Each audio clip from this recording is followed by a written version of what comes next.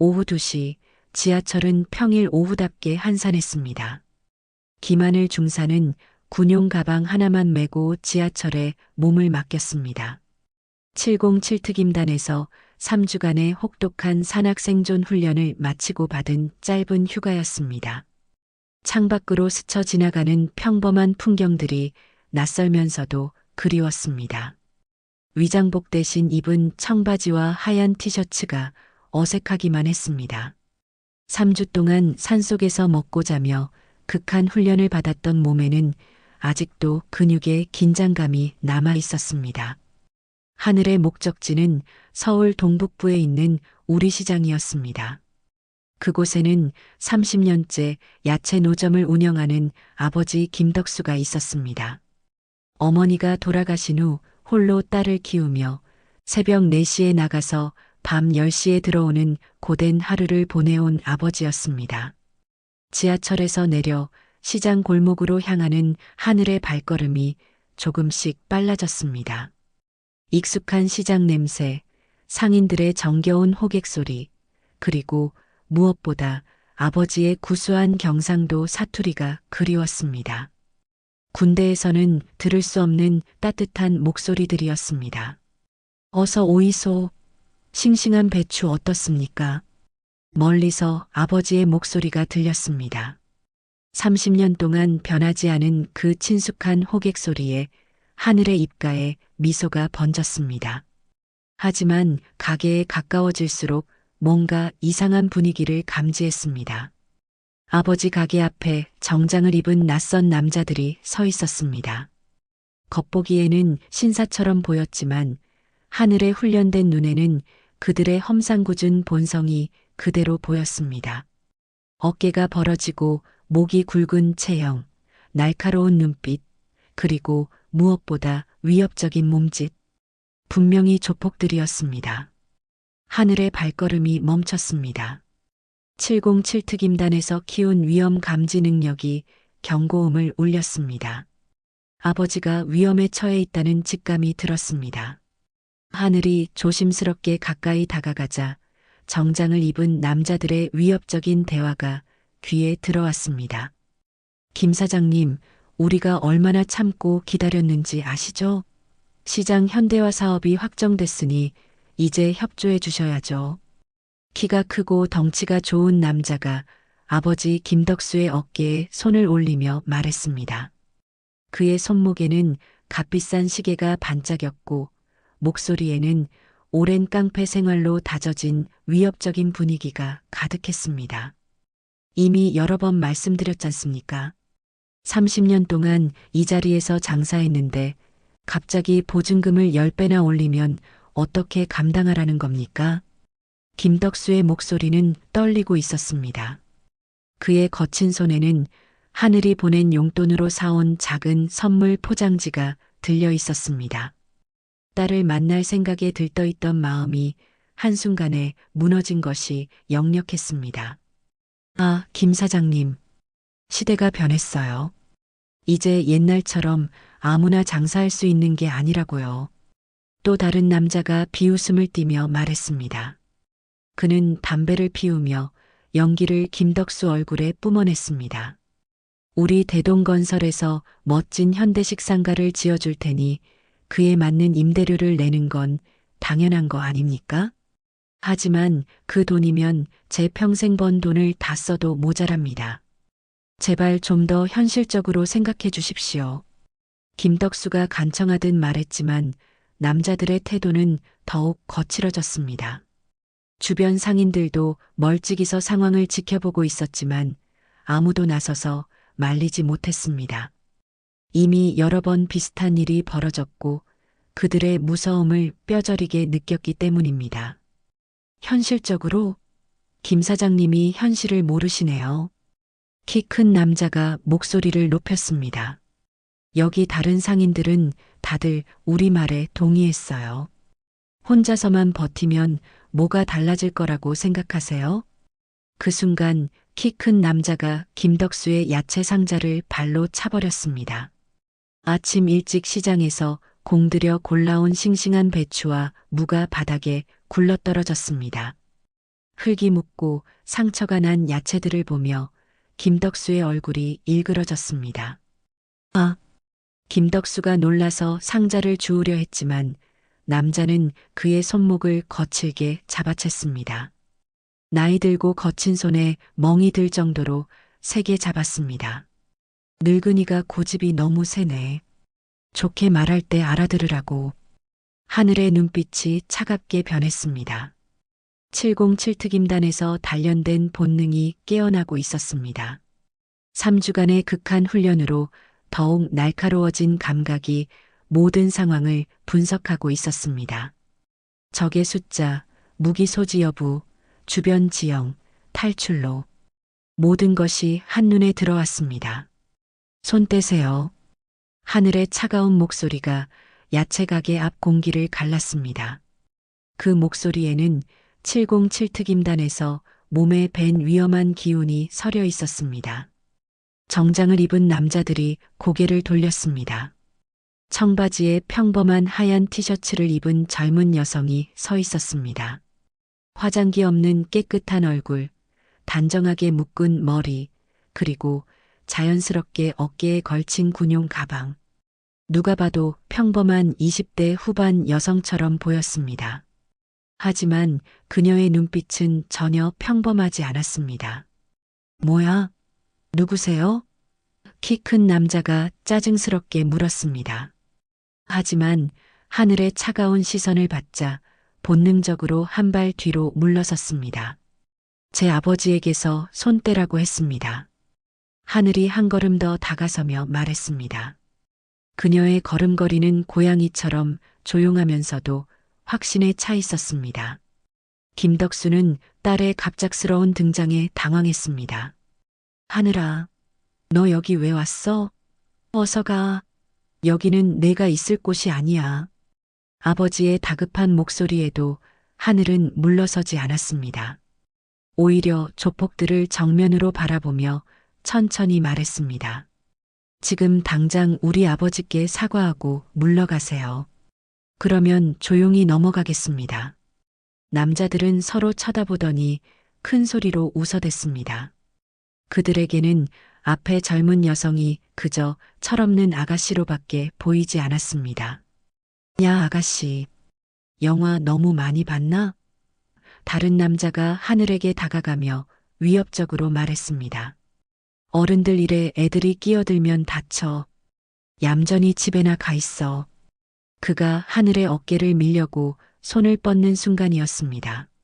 하늘의 몸이 물 흐르듯 움직였습니다. 707특임단에서 수없이 반복 훈련한 근접 전투술이 몸에 배어 나왔습니다. 그녀는 남자의 손목을 번개처럼 잡아 비틀면서 동시에 그의 팔꿈치 신경점을 정확히 눌렀습니다. 아! 남자는 갑작스러운 통증에 무릎을 꿇었습니다. 하늘의 움직임은 너무나 빠르고 정확해서 다른 남자들도 무슨 일이 일어났는지 제대로 파악하지 못했습니다. 단 1초 만에 동료가 제압당한 것입니다. 이게 마지막 경고입니다. 하늘의 목소리는 여전히 조용했지만 그 안에는 707특임단 요원의 차가운 살기가 감돌고 있었습니다. 우리 아버지께 사과하고 물러가세요. 주변 상인들이 하나둘씩 몰려들어 상황을 지켜보기 시작했습니다. 30년 동안 이 시장에서 장사해온 김덕수의 딸이 조폭들과 맞서고 있다는 소문이 빠르게 퍼졌습니다. 키 큰 남자의 얼굴이 붉어졌습니다. 자신들이 갓 20살 넘은 여자의 하나에게 당하고 있다는 사실이 자존심에 상처를 냈습니다. 이 미친년이 감히 우리를. 그가 주먹을 쥐고 달려들려는 순간 하늘은 이미 움직이고 있었습니다. 707특임단의 CQC 근접 전투술 훈련이 몸에 완전히 스며들어 있었습니다. 그녀는 남자의 주먹을 종이를 피하듯 가볍게 피하면서 동시에 그의 옆구리 급소를 정확히 가격했습니다. 남자는 숨이 막혀 그대로 바닥에 주저앉았습니다. 세 번째 남자가 뒤에서 하늘을 붙잡으려 했지만 하늘은 몸을 돌려 그의 다리를 걸어 넘어뜨렸습니다. 남자는 야채 상자 위로 떨어지며 배추와 무에 파묻혔습니다. 으악, 이게 뭐야? 네 번째 남자가 당황해서 뒷걸음질 치다가 다른 상인의 생선 가게 앞에서 미끄러져 넘어졌습니다. 비린내 나는 생선들 사이에 얼굴을 받고 신음했습니다. 하지만 아무도 선뜻 나서서 말리지는 않았습니다. 조폭들의 위협이 얼마나 무서운지 모두들 뼈저리게 알고 있었기 때문입니다. 다만 그들의 눈에는 오랜만에 속이 시원한 표정이 떠올랐습니다. 으악. 첫 번째로 제압당한 남자가 손목을 부여잡으며 일어났습니다. 너 대체 뭐야? 어떻게 이런? 하늘은 담담하게 대답했습니다. 그냥 아버지를 사랑하는 딸입니다. 김덕수는 딸의 놀라운 실력에 놀라면서도 걱정이 앞섰습니다. 하늘아, 이제 그만해. 이 사람들 그냥 보내자. 아버지, 이런 식으로 넘어가면 또 찾아올 거예요. 하늘이 아버지를 바라보며 말했습니다. 이미 다른 상인분들도 피해를 보고 계시잖아요. 키 큰 남자가 비틀거리며 일어나 하늘을 노려보았습니다. 그의 정장은 구겨지고 얼굴에는 분노와 당황이 뒤섞여 있었습니다. 좋아, 오늘은 여기서 끝내주지. 하지만 우리가 누군지 알게 될 거야. 이 시장 전체가 어떻게 될지도. 협박이군요. 하늘이 차갑게 말했습니다. 그럼 저도 하나 말씀드릴게요. 다시 한 번이라도 우리 아버지나 다른 상인분들을 괴롭히면 그때는 손목 정도로 끝나지 않을 겁니다. 그녀의 눈빛에는 진짜 군인의 살기가 서려 있었습니다. 생과 사를 넘나드는 훈련을 받아온 사람만이 가질 수 있는 그런 기운이었습니다. 남자들은 서로를 부축하며 시장을 빠져나갔습니다. 떠나면서도 계속 뒤를 돌아보며 하늘을 째려보았습니다. 하지만 그들의 눈에는 이미 두려움이 가득했습니다. 구경하던 상인들 사이에서 작은 박수 소리가 들려왔습니다. 오랫동안 그들을 괴롭혀온 조폭들이 한 젊은 여성에게 완전히 굴복당하는 모습을 본 것입니다. 잘했어. 속이 시원하다. 상인들의 작은 환호성이 이어졌지만 하늘의 표정은 밝지 않았습니다. 이것은 시작에 불과하다는 것을 알고 있었기 때문입니다. 조폭들이 떠난 후 아버지와 딸은 야채 가게 뒤쪽 작은 사무실로 들어갔습니다. 6평 남짓한 공간에는 낡은 책상과 의자, 그리고 30년간의 장사 기록이 담긴 장부들이 쌓여 있었습니다. 김덕수는 떨리는 손으로 보리차를 끓이며 딸을 바라보았습니다. 방금 전 조폭들을 제압하던 딸의 모습이 꿈만 같았습니다. 하늘아, 너 언제 그런 걸 배웠니? 대체 군에서 무슨 일을 하고 있는 거야? 하늘은 잠시 망설였습니다. 707특임단의 존재는 기밀이었고 가족이라도 구체적으로 말할 수 없었습니다. 아버지, 그냥 군대에서 배운 거예요. 그것보다 이 상황이 언제부터 시작된 건가요? 김덕수는 깊은 한숨을 내쉬었습니다. 3개월 전부터야. 구청에서 시장 현대화 사업 공고가 나왔는데 그때부터 상인회장하고 건설회사 사람들이 나타나기 시작했어. 어떤 회사인가요? 대동건설이라고 하더라. 처음에는 좋은 얘기만 했어. 낡은 시장을 깨끗하게 정비해서 손님들도 많이 오게 하고 상인들 수익도 늘린다고. 김덕수의 목소리에는 깊은 실망이 묻어났습니다. 그런데 막상 계약서를 보니 보증금이 지금의 10배, 월세도 5배나 올라 있는 거야. 그걸 못 내면 나가라는 거지. 30년 동안 여기서 너를 키운 아빠가 어떻게 그런 돈을 구하겠니? 하늘의 가슴이 먹먹해졌습니다. 어머니가 돌아가신 후 아버지가 혼자서 자신을 키우느라 얼마나 고생했는지 알고 있었습니다. 새벽 4시에 일어나 도매시장에서 야채를 사오고 밤 10시까지 가게를 지키던 아버지의 모습이 떠올랐습니다. 다른 상인분들은 어떻게 하셨어요? 처음에는 다들 반대했어.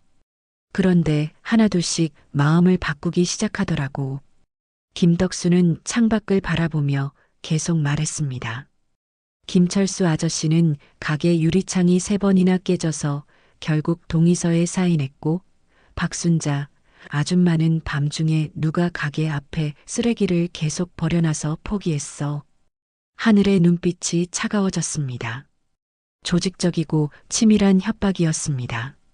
상인회장은 뭐라고 해요? 이상해. 최병호 회장은 원래 우리 편이었는데 요즘은 오히려 빨리 동의하라고 압박해. 분명히 뒤에서 뭔가 받은 것 같아. 아버지는 왜 계속 버티고 계세요? 김덕수의 눈에 눈물이 맺혔습니다. 하늘아, 여기가 아빠가 30년 동안 너를 키워온 곳이야.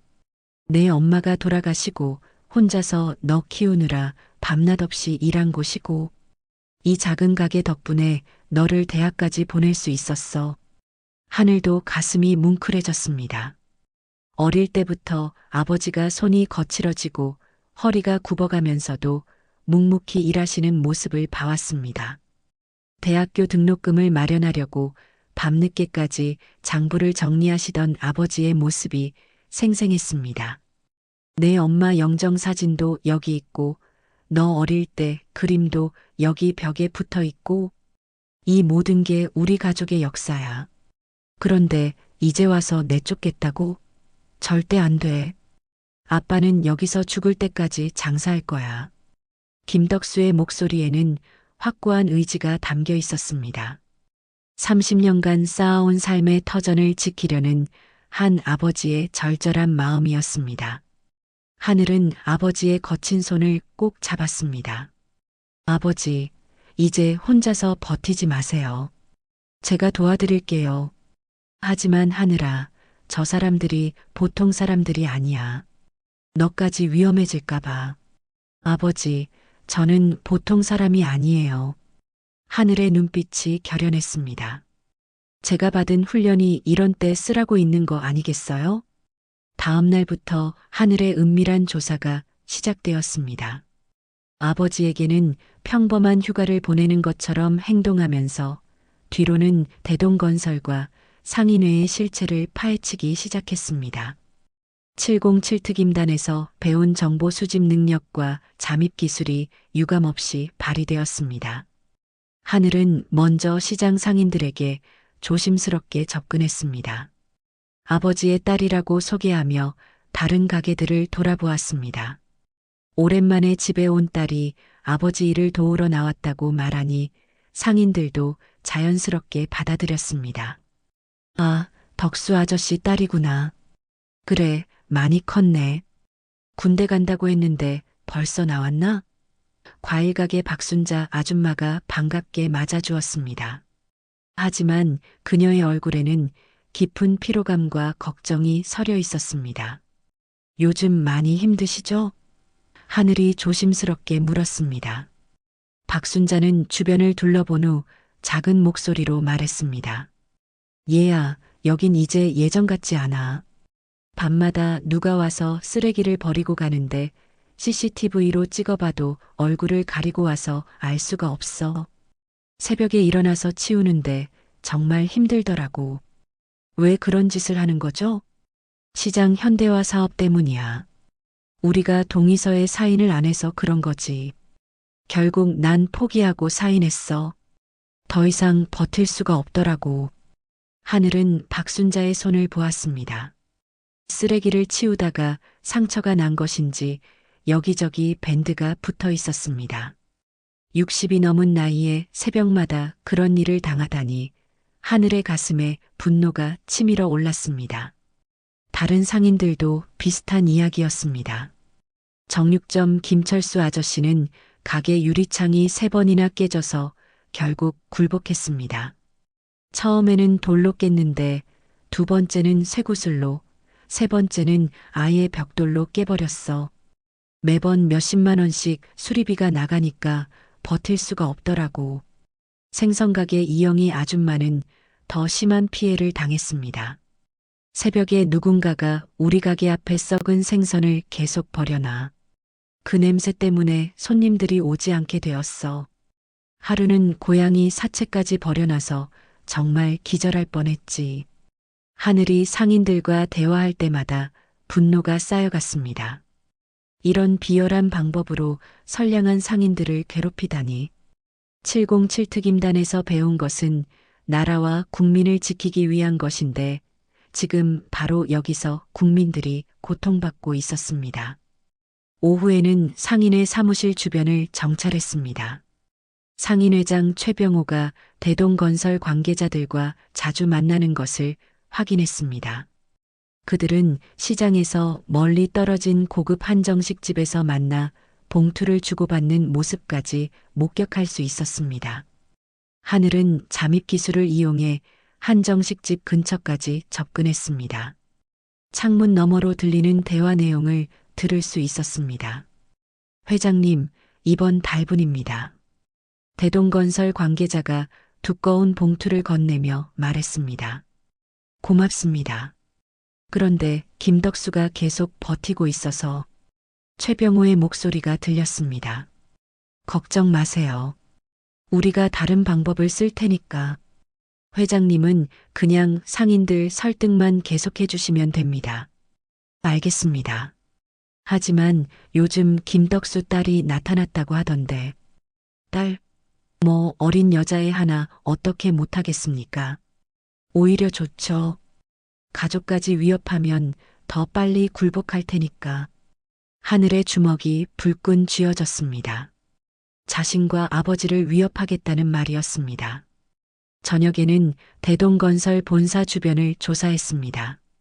고층 빌딩의 대동건설 간판 아래로 정장을 입은 직원들이 드나들었지만 어제 아버지를 괴롭힌 조폭들의 모습도 자주 보였습니다. 건설회사가 직접 조폭을 고용하고 있다는 명백한 증거였습니다. 하늘은 건물 주변을 돌며 출입구와 보안 시설을 파악했습니다. 언젠가 직접 들어가야 할 때를 대비해서였습니다. 707 특임단에서 배운 건물 구조 파악과 침투 경로 분석 기술이 도움이 되었습니다. 며칠간의 조사를 통해 하늘은 이들의 치밀한 계획을 파악할 수 있었습니다. 대동건설은 시장 현대화 사업을 따내기 위해 구청 공무원들에게 로비를 했고 상인회장을 매수해서 내부 정보를 얻고 있었습니다. 그리고 조폭들을 이용해 반대하는 상인들을 하나씩 굴복시키고 있었습니다. 가장 교묘한 점은 직접적인 폭력보다는 심리적 압박을 가한다는 것이었습니다. 쓰레기 투기, 유리창 파손, 악취 테러 등으로 상인들의 일상을 괴롭게 만들어 스스로 포기하게 만드는 방법이었습니다. 하늘의 눈빛이 차갑게 빛났습니다. 이제 본격적인 반격을 시작할 때였습니다.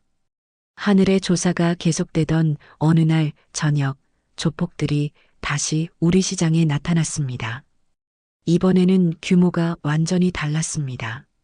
지난번 당한 3명에 더해 대여섯 명이 더 추가되어 총 10여 명의 무리가 시장으로 몰려왔습니다. 그들의 눈에는 복수심이 가득했고 손에는 쇠파이프와 강목 같은 흉기들이 들려 있었습니다.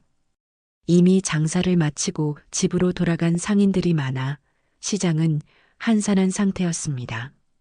의도적으로 사람이 적은 시간을 노린 것이었습니다. 야, 김덕수, 나와. 키 큰 남자가 큰 소리로 외쳤습니다. 지난번 하늘에게 당한 굴욕감이 그의 목소리에 배어 있었습니다. 내 딸 어디 있어? 나와서 큰 소리 쳐보라고. 김덕수는 가게 안에서 떨고 있었습니다. 하늘은 가게 뒤편에 숨어 상황을 지켜보고 있었습니다. 조폭들의 숫자가 너무 많았고 무기까지 들고 있어서 정면 대결은 위험했습니다. 아저씨들 왜 이러세요?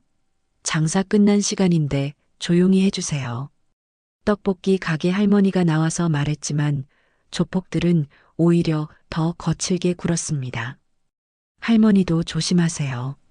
여기다 우리가 관리하는 구역이거든요.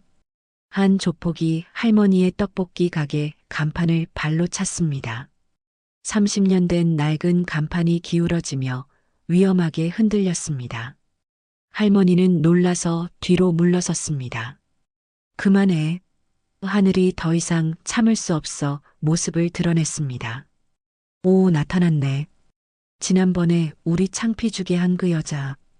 키 큰 남자가 비릿한 웃음을 지었습니다. 오늘은 혼자가 아니지? 우리도 친구들 좀 데려왔거든. 조폭들이 하늘을 둘러싸기 시작했습니다.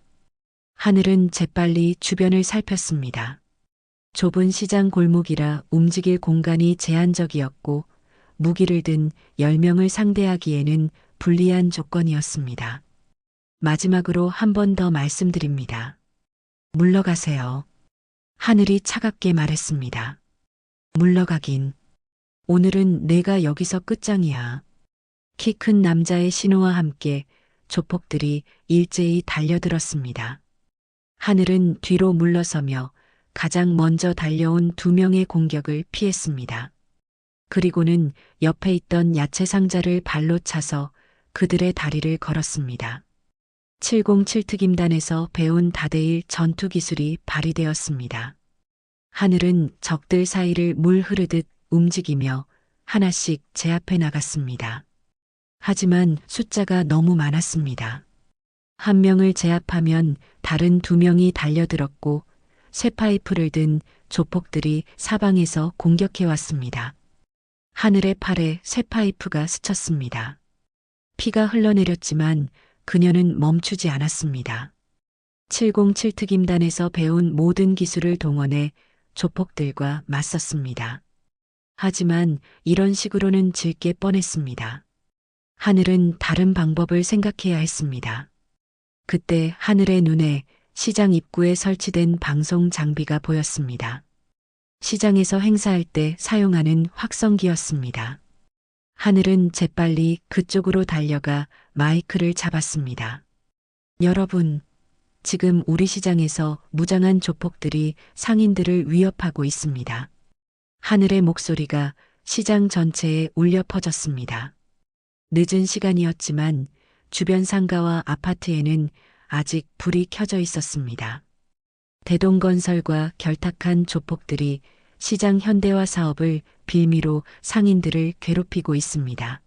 시민 여러분의 도움이 필요합니다. 조폭들이 당황해서 확성기를 끄려고 달려왔지만 하늘은 마이크를 놓지 않고 계속 외쳤습니다. 지금 당장 112에 신고해 주세요. 무고한 상인들이 위험에 처해 있습니다. 30년 동안 이 시장을 지켜온 상인들을 도와주세요. 하늘의 간절한 목소리에 주변 아파트 창문들이 하나둘씩 열리기 시작했습니다. 사람들이 고개를 내밀어 시장 쪽을 바라보았습니다. 몇몇은 핸드폰으로 영상을 찍기 시작했고 누군가는 실제로 신고 전화를 걸었습니다. 이 여자 정말 끝장내야겠어. 키 큰 남자가 화를 내며 하늘에게 달려들었습니다. 하지만 이미 늦었습니다. 멀리서 사이렌 소리가 들려오고 있었습니다. 여러 명이 동시에 신고를 한 것입니다. 경찰 온다. 도망쳐. 조폭 중 한 명이 외쳤습니다. 하지만 하늘은 그들을 그냥 보내줄 생각이 없었습니다. 그녀는 재빨리 시장 출입구 쪽으로 이동해서 그들의 퇴로를 막았습니다. 어디 가세요? 경찰이 올 때까지 여기서 기다리시죠. 조폭들이 다른 출구로 도망치려 했지만 하늘은 이미 시장 구조를 완벽하게 파악하고 있었습니다. 그녀는 재빨리 움직여 주요 출입구들을 차단했습니다. 707특임단에서 배운 지형 파악과 적차단 기술이 유용했습니다. 경찰차 2대가 시장 앞에 도착했습니다. 경찰관들이 내려서 상황을 파악하기 시작했습니다. 신고받고 왔습니다. 무슨 일입니까? 하늘이 침착하게 설명했습니다. 이 사람들이 무기를 들고 상인들을 위협했습니다. 증거 영상도 주변 분들이 찍어두셨을 거예요. 실제로 아파트 주민들이 핸드폰으로 찍은 영상들이 있었고 조폭들의 손에서는 쇠파이프와 감목들이 발견되었습니다. 또한 하늘의 팔에 난 상처도 명백한 증거였습니다. 이것들이 먼저 때렸어요. 정당방위야. 키 큰 남자가 억지를 부렸지만 주변 증인들과 영상 증거가 너무 명확했습니다. 조폭들은 결국 모두 현행범으로 체포되었습니다. 키 큰 남자가 끌려가면서 하늘을 노려보았습니다. 이걸로 끝난 줄 알지 마. 우리 뒤에는 네, 대동건설이 있다는 거 알고 있어요. 하늘이 차갑게 말했습니다. 그쪽도 곧 만나게 될 테니까 걱정 마세요. 조폭들이 끌려간 후 시장 상인들이 하나둘씩 나와서 하늘을 둘러쌌습니다. 그들의 얼굴에는 고마움과 감동이 가득했습니다. 정말 고마워요. 우리 혼자서는 절대 못했을 일이에요. 하늘은 겸손하게 고개를 숙였습니다. 저 혼자 한 게 아니에요. 주민분들이 신고해 주시고 영상도 찍어 주셨으니까요. 하지만 하늘은 알고 있었습니다. 진짜 싸움은 이제부터 시작이라는 것을. 조폭들이 체포된 다음 날 대동건설의 본격적인 압박이 시작되었습니다. 이번에는 더욱 교묘하고 치밀한 방법이었습니다. 아침 일찍 김덕수의 핸드폰이 울렸습니다. 구청 건축과에서 걸려온 전화였습니다. 김덕수 씨죠? 신고가 들어와서 나왔는데 가게 건물에 안전 문제가 있다고 하네요. 즉시 영업을 중단하고 안전 점검을 받으셔야 합니다. 네. 무슨 안전 문제요? 저희 가게는 30년 동안 아무 문제 없이. 죄송하지만 규정이니까요. 오늘부터 당분간 영업 중단입니다. 점검이 끝날 때까지 가게 문을 열면 안 됩니다. 전화를 끄는 김덕수의 얼굴이 창백해졌습니다. 하늘이 걱정스럽게 물었습니다. 아버지, 무슨 일이에요? 구청에서 갑자기 안전 점검을 한다네. 영업을 중단하라고. 얼마 후 구청 직원들이 나타났습니다. 그들은 형식적으로 건물을 둘러본 후 안전상 문제 있음이라는 결론을 내렸습니다. 하지만 구체적으로 어떤 문제인지는 명확하게 설명하지 않았습니다. 언제까지 영업을 중단해야 하나요? 하늘이 물었습니다. 글쎄요, 보수 공사를 하고 재검사를 받아야 하는데 한 달은 걸릴 것 같네요. 그리고 보수비도 상당할 거예요. 한 달간 영업 중단은 김덕수에게 치명적이었습니다. 매일매일이 생계인 노점상에게 한 달은 너무 긴 시간이었습니다. 게다가 보수비까지 내야 한다니 사실상 가게를 포기하라는 뜻이었습니다. 구청 직원들이 떠난 후 다른 상인들이 하나둘씩 찾아왔습니다. 모두들 걱정스러운 표정이었습니다. 덕수야, 우리도 비슷한 얘기 들었어. 과일가게 박순자가 말했습니다. 보건소에서 갑자기 위생 점검 나온다고 하더라고. 영업 중단 당할지도 모른다네. 우리는 세무서에서 세무조사한다고 연락 왔어. 정육점 김철수도 한숨을 내쉬었습니다. 30년 동안 성실하게 세금 냈는데 갑자기 왜 조사를 한다는 건지. 하늘은 이 모든 것이 우연이 아니라는 것을 알았습니다. 대동건설이 관청 공무원들과 광범위하게 연결되어 있다는 증거였습니다. 조폭을 이용한 물리적 위협이 실패하자 이제는 행정력을 동원한 것입니다. 오후에는 더 충격적인 일이 일어났습니다. 상인회장 최병호가 김덕수를 찾아온 것입니다. 덕수 씨, 이제 그만 포기하는 게 어때요? 최병호가 가짜 미소를 지으며 말했습니다. 딸까지 이런 일에 휘말리게 하지 말고. 어제 경찰서 갔다 왔다면서요? 회장님, 30년 동안 함께해온 동료 아닙니까? 왜 갑자기 이러시는 거죠? 김덕수가 서운하게 물었습니다. 시대가 변했어요. 이제는 현실을 받아들여야 할 때라고요. 대동건설에서 좋은 조건도 제시했고 새로운 상가에서 다시 시작하는 것도 나쁘지 않잖아요. 하늘이 끼어들었습니다. 구체적으로 어떤 좋은 조건인가요? 최병호가 하늘을 째려보았습니다. 젊은이, 어른들 일에 너무 깊이 개입하지 않는 게 좋을 거예요. 어제 일로 벌써 경찰까지 부른 것도 그렇고, 주먹든 사람들이 와서 위협하면 신고하는 게 당연한 거 아닌가요? 그 사람들도 일하는 사람들인데 너무 심하게 하지 않았나 싶어서. 최병호의 말에는 조폭들을 두둔하는 뉘앙스가 있었습니다. 하늘은 확신했습니다. 상인회장이 완전히 매수되어 대동건설의 앞잡이 역할을 하고 있다는 것을. 회장님, 상인회는 상인들을 위해 존재하는 거 아닌가요? 왜 건설회사 편을 드시는 거죠? 최병호의 얼굴이 붉어졌습니다. 뭐라고? 내가 언제 건설회사 편을 들었다고. 그럼 구청에서 갑자기 점검 나오는 것도 우연이고, 세무서, 보건소에서 동시에 조사하는 것도 우연인가요? 그건 원래 정기 점검이. 하늘의 날카로운 질문에 최병호는 말을 제대로 잇지 못했습니다. 결국 그는 화를 내며 자리를 떴습니다. 젊은이, 너무 나서지 마. 아는 게 별로 없으면서. 그날 밤 하늘은 더 이상 기다릴 수 없다고 판단했습니다. 대동건설의 실체를 완전히 파헤쳐야 할 때였습니다. 밤 11시 대동건설 본사 건물은 한적했습니다. 경비원 한 명만이 1층 로비에서 졸고 있었습니다. 하늘은 건물 뒤편으로 돌아가 비상계단을 이용해 조용히 올라갔습니다. 건물의 구조는 며칠 전 정찰할 때 이미 파악해 두었습니다.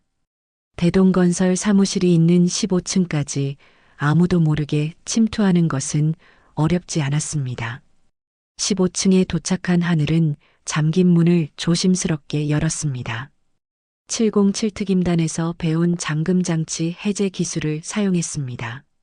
사무실 안은 컴컴했지만 복도 비상등 불빛으로 어느 정도 볼 수 있었습니다. 하늘은 사장실을 찾아 들어갔습니다. 큰 책상 위에는 여러 서류들이 놓여 있었고 서류함에는 우리시장 현대화 사업이라고 쓰인 파일들이 가득했습니다. 파일을 열어보니 충격적인 내용들이 들어 있었습니다. 첫 번째는 구청 공무원들에게 제공한 각종 접대비 명세서였습니다. 골프 접대비, 술값, 심지어 해외여행비까지 상세히 기록되어 있었습니다. 두 번째는 상인회장 최병호에게 지급한 월 300만 원의 자문료 계약서였습니다. 실제로는 매수 자금이었지만 합법적인 자문료로 포장해 놓았습니다. 세 번째, 그리고 가장 중요한 것은 시장 상인들을 내쫓은 후 그 자리에 대형마트를 유치한다는 실제 계획서였습니다. 우리 시장 부지 활용 계획이라는 제목의 문서에는 시장을 완전히 철거하고 대형마트와 상업시설을 건설하는 설계도까지 들어 있었습니다. 시장 현대화가 아니라 아예 없애버릴 계획이었구나. 하늘이 속으로 중얼거렸습니다. 더 놀라운 것은 구청장과의 비밀 약속이 담긴 메모였습니다. 시장 철거 후 상업지구 용도 변경 승인 대형마트 건축 허가, 특별 승인 환경 영향평가, 면제 처리 등이 적혀 있었습니다. 구청장까지 매수했다는 뜻이었습니다. 하늘은 핸드폰으로 이 모든 서류들을 사진으로 찍기 시작했습니다. 증거가 너무 많아서 시간이 꽤 걸렸습니다. 각 페이지를 꼼꼼히 촬영하면서 하늘의 분노는 점점 커졌습니다. 그때 복도에서 발소리가 들려왔습니다. 경비원이 순찰을 나온 것 같았습니다. 하늘은 재빨리 서류들을 정리하고 책상 아래로 몸을 숨겼습니다. 이상하네, 분명히 불빛이 보였는데. 경비원이 사장실 앞에서 중얼거렸습니다. 경비원이 사장실 문을 열고 들어왔습니다. 손전등을 켜고 사무실 안을 둘러보았지만 하늘은 책상 아래 사각지대에 완벽하게 숨어 있었습니다. 몇 분 후 경비원이 나갔고 하늘은 남은 서류들을 마저 촬영했습니다. 특히 폭력 조직 용역비라고 적힌 장부는 결정적인 증거였습니다. 조폭들에게 지급한 돈의 내역이 상세히 기록되어 있었습니다. 김철수 유리창 파손 작업비 50만 원, 박순자 쓰레기 투기 작업비 30만 원, 이영희 악취 테러 작업비 80만 원. 상인들을 괴롭힌 모든 일들이 돈을 주고 시킨 일이었습니다. 마지막으로 하늘이 발견한 것은 향후 계획이 담긴 문서였습니다. 김덕수 최종 제거 방안이라는 제목으로 아버지를 완전히 굴복시키기 위한 단계별 계획이 적혀 있었습니다. 행정기관을 이용한 압박, 가족에 대한 위협, 최종적으로는 신체적 위해까지 가할 계획이었습니다. 하늘의 주먹이 떨렸습니다. 이들이 아버지와 자신을 어떻게 생각하고 있는지 적나라하게 드러난 문서였습니다. 모든 증거 수집을 마친 하늘은 조용히 건물을 빠져나왔습니다. 핸드폰 속에는 대동건설의 모든 비리를 증명할 수 있는 결정적 증거들이 들어 있었습니다. 다음 날 아침, 하늘은 아버지에게 말했습니다. 아버지, 이제 반격할 시간이에요. 저한테 좋은 계획이 있어요. 김덕수는 딸의 확신에 찬 목소리를 듣고 조금의 희망을 느꼈습니다.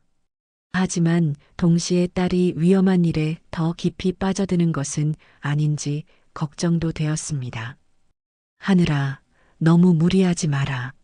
아빠는 괜찮으니까. 아버지, 이건 우리 가족만의 문제가 아니에요. 이 시장의 모든 상인들, 그리고 앞으로 이런 일을 당할 수도 있는 다른 사람들을 위해서라도 끝까지 해야 해요. 하늘의 눈빛에는 흔들림이 없었습니다. 이제 마지막 단계만 남았습니다. 다음 날 아침, 하늘은 확보한 증거들을 정리해서 여러 곳에 동시에 제보했습니다. 지역 신문사, 방송국, 시민단체, 그리고 구청 감사부서까지. 또한 소셜미디어에도 핵심 내용들을 공개했습니다. 대동건설의 충격적인 비리 실태, 시장 상인들을 속이고 구청까지 매수라는 제목으로 올린 게시물은 순식간에 퍼져나갔습니다. 특히 시장 상인들을 내쫓고 대형마트를 유치한다는 계획서 사진은 큰 충격을 주었습니다. 오후에는 지역 신문사 기자가 우리 시장을 찾아왔습니다. 김덕수 씨 맞으시죠? 제보받은 내용에 대해 취재하러 왔습니다. 기자는 하늘이 제공한 증거들을 바탕으로 김덕수와 다른 상인들을 인터뷰했습니다. 상인들은 처음에는 조심스러워했지만 점차 자신들이 겪은 일들을 솔직하게 털어놓기 시작했습니다. 30년 동안 이 자리에서 성실하게 장사해 왔는데 하루아침에 나가라고 하니 어떻게 받아들일 수 있겠습니까? 김덕수의 목소리에는 분노와 슬픔이 섞여 있었습니다. 저희는 시장 현대화라고 해서 찬성했던 겁니다. 그런데 알고 보니 아예 시장을 없애버리고 대형마트를 지으려는 계획이었다니.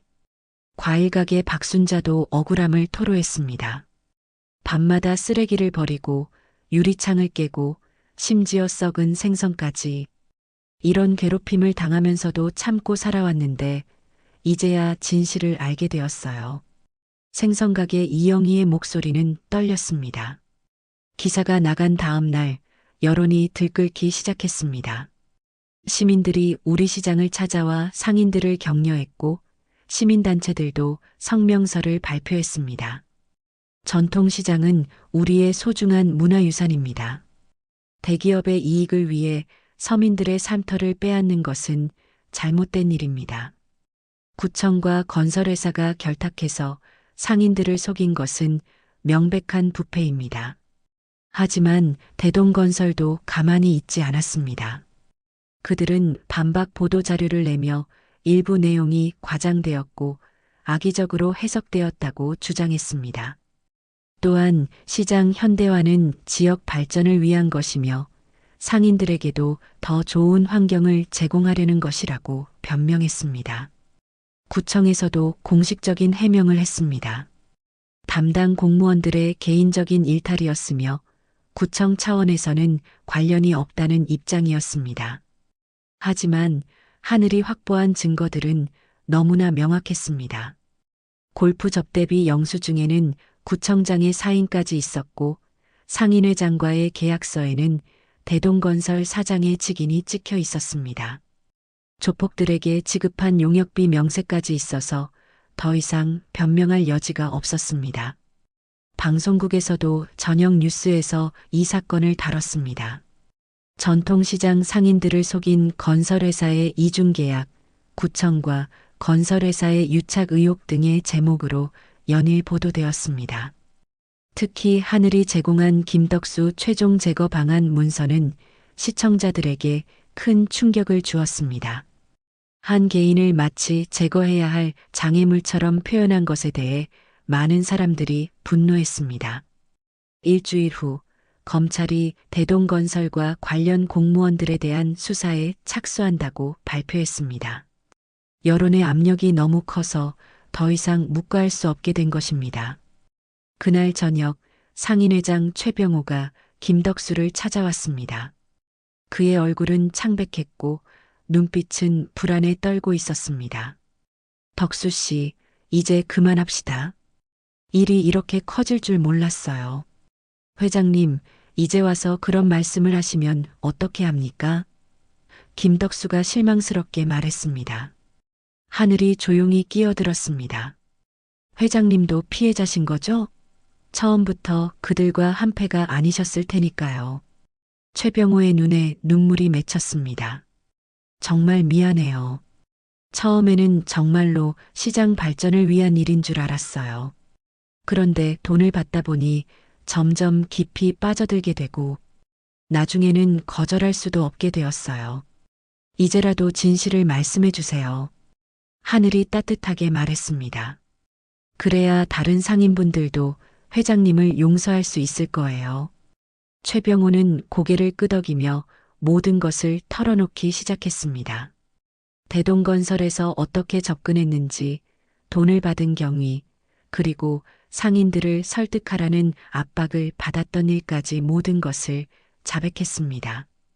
2주 후 검찰의 수사 결과가 발표되었습니다.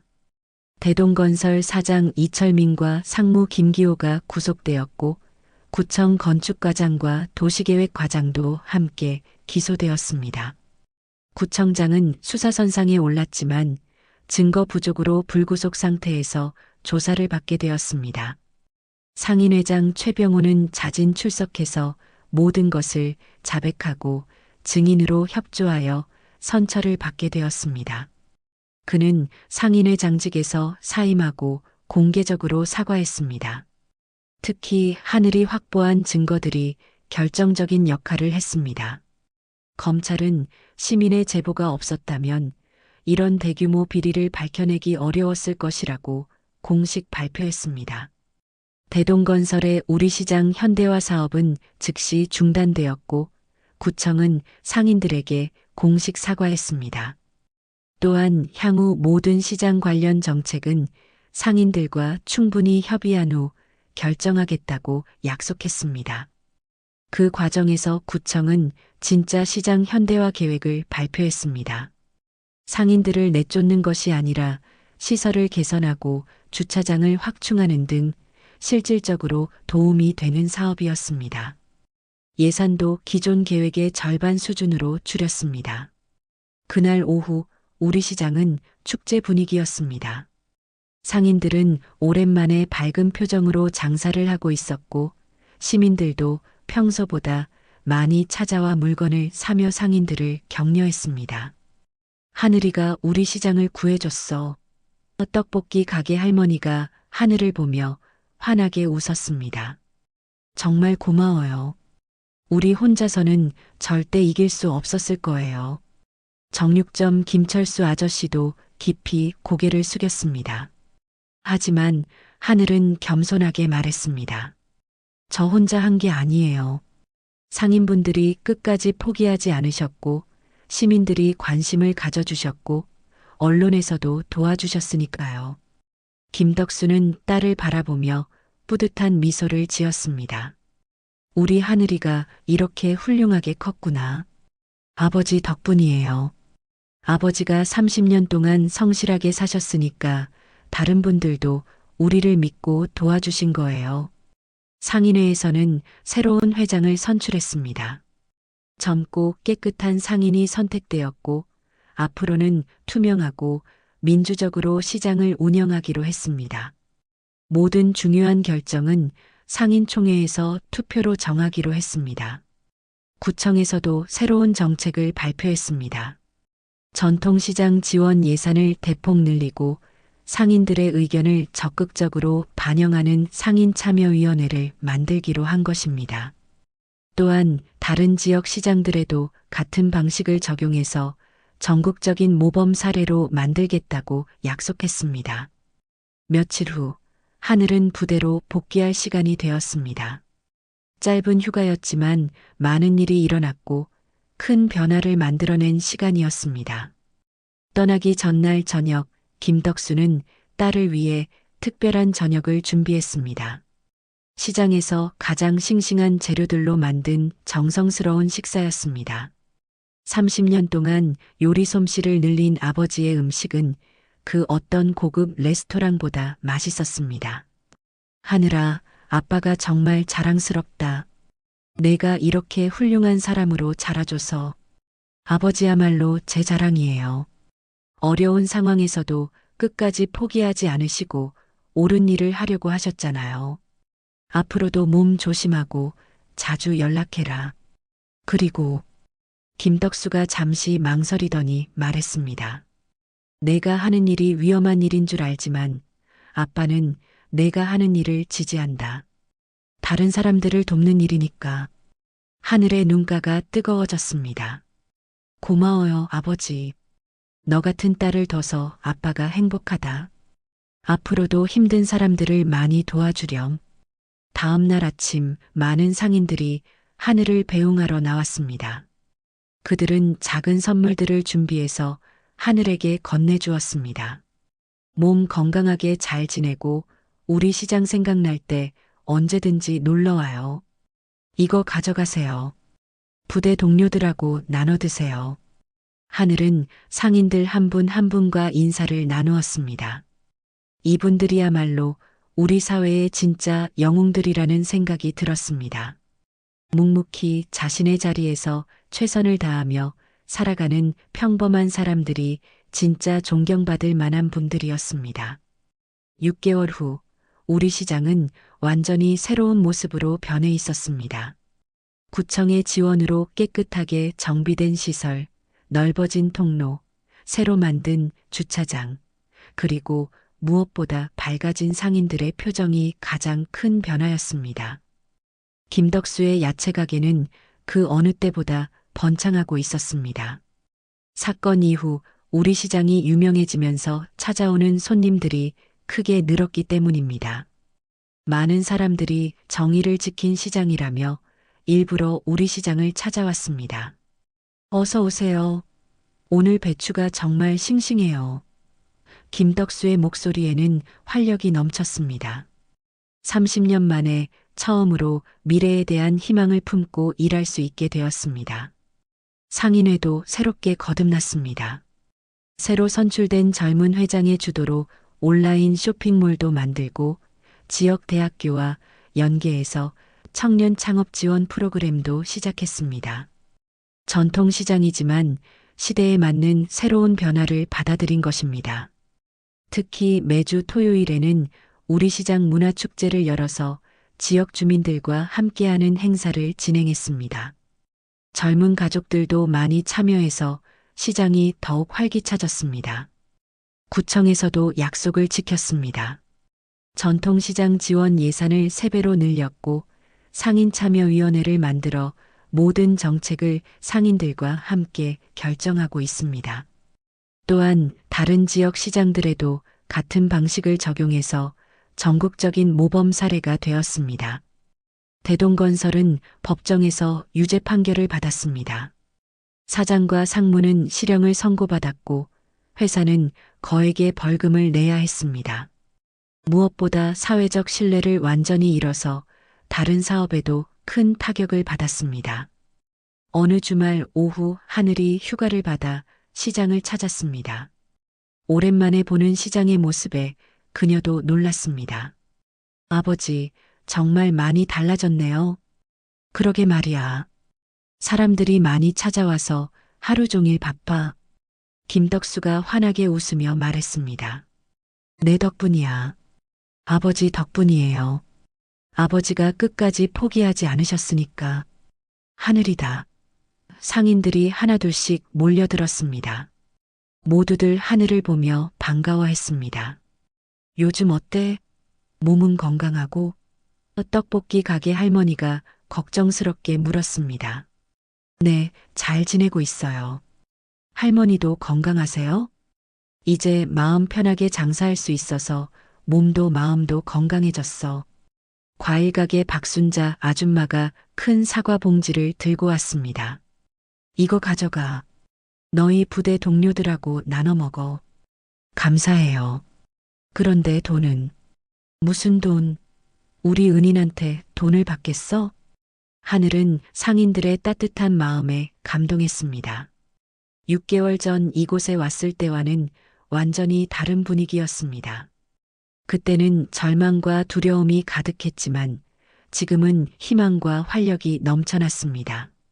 새로 선출된 상인회장도 하늘을 만나러 왔습니다.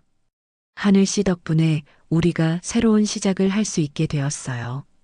정말 고맙습니다. 제가 한 건 별로 없어요. 상인분들이 힘을 합쳐서 이뤄낸 일이에요. 아니에요. 하늘 씨가 용기를 내서 시작해 주셨으니까 우리도 따라갈 수 있었던 거예요. 저녁 시간 아버지와 함께 시장을 둘러보며 하늘은 생각했습니다. 자신이 한 일이 정말 의미 있었구나. 처음에는 그저 아버지를 도우려고 시작한 일이었지만 결과적으로 많은 사람들의 삶을 바꿔놓았습니다. 하늘아, 내가 우리에게 해준 것만큼 다른 곳에서도 어려운 사람들을 많이 도와주렴. 김덕수가 딸의 어깨에 손을 올리며 말했습니다. 네, 아버지. 제가 가진 힘을 좋은 일에 써야죠. 군인은 나라를 지키는 사람이잖아. 그런데 진짜 나라를 지키는 건 국민들을 지키는 거야. 너처럼 말이야. 해가 지면서 시장에 따뜻한 노을이 내려앉았습니다. 상인들은 하루 일을 정리하며 만족스러운 표정을 짓고 있었습니다. 내일도 또 새로운 하루가 시작될 것이고 그들은 희망을 품고 또 다른 하루를 시작할 것입니다. 하늘은 이 모든 풍경을 마음에 깊이 새겼습니다. 언젠가 다시 누군가의 도움이 필요할 때 이 기억이 그녀에게 힘을 줄 것입니다. 707 특임단에서 배운 것은 전투 기술만이 아니었습니다. 약자를 보호하고 정의를 지키는 것, 그것이 진짜 군인의 사명이었습니다. 그리고 하늘은 그 사명을 여기 우리 시장에서 완벽하게 해냈습니다.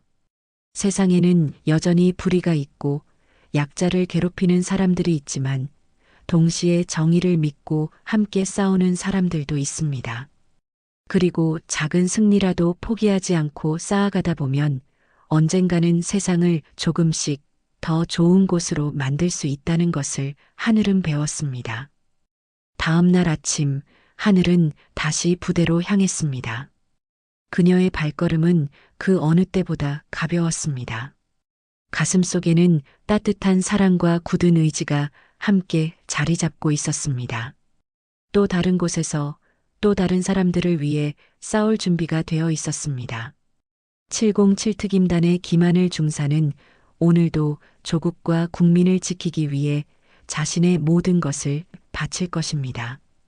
여러분, 오늘 이야기 어떠셨나요? 이야기가 마음에 닿았다면 구독과 좋아요 부탁드릴게요. 여러분의 따뜻한 댓글 하나가 모두에게 큰 힘이 됩니다. 감사합니다.